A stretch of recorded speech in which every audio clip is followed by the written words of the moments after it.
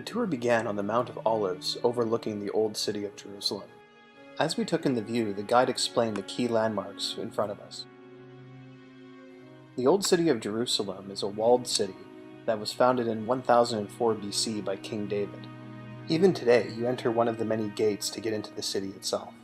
You soon find yourself in winding passageways and winding roads, full of shops and history, all built over time. One of the key areas in the Old City is the Western Wall, or Wailing Wall, a spiritual place for the Jewish people where there's segregated sides for both men and women to worship. The wall itself has an air of history, and every crack and orifice is filled with little notes with both prayers and wishes. The surrounding site has a sense of heritage as both young and old come to worship, and celebrate, as many even come for bar mitzvahs.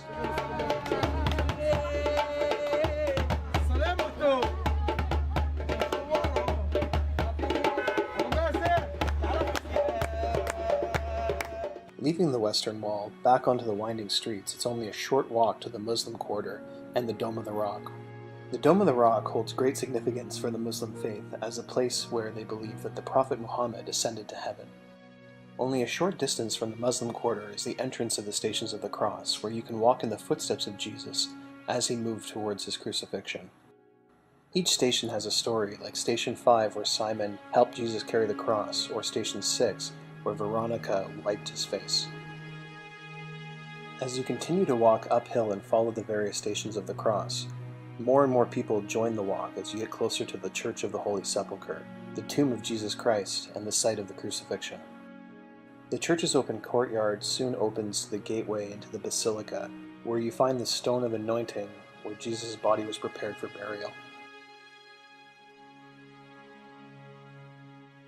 Many altars fill the basilica, and each one following the remaining stations of the cross, and the Golgotha altar, where the site of the crucifixion of Jesus occurred, is one of the most ornate in the entire building.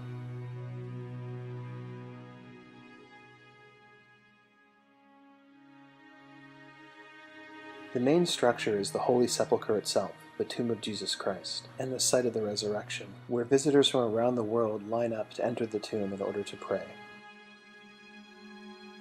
The full site is one of deep spirituality where many people come to pray and worship in their own way.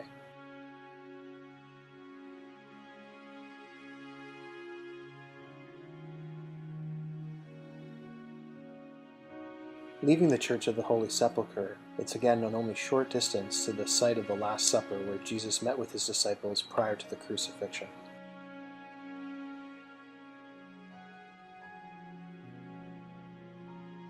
After leaving the old city of Jerusalem, it was a short drive to Bethlehem across the Palestinian border.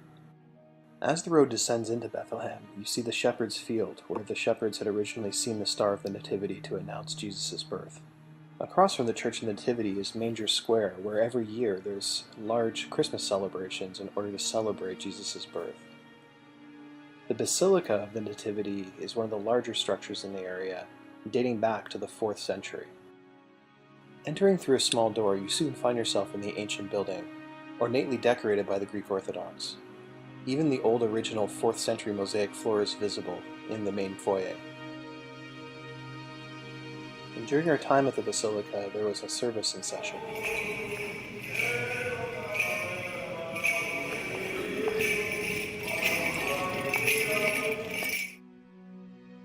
An ornately decorated altar is directly above the Grotto of the Nativity, which is believed to be the original manger and the birthplace of Jesus.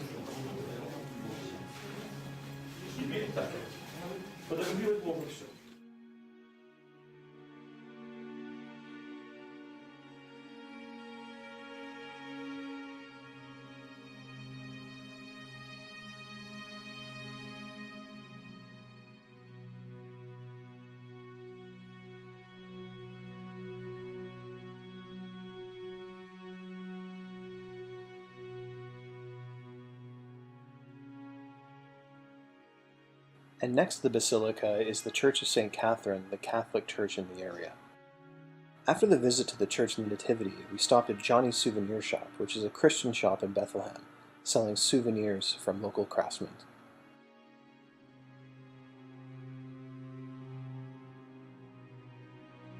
Leaving Bethlehem and only a short drive back to Jerusalem, There was a brief stop at the Holocaust Museum, the perfect setting to reflect on the day and watch the sunset.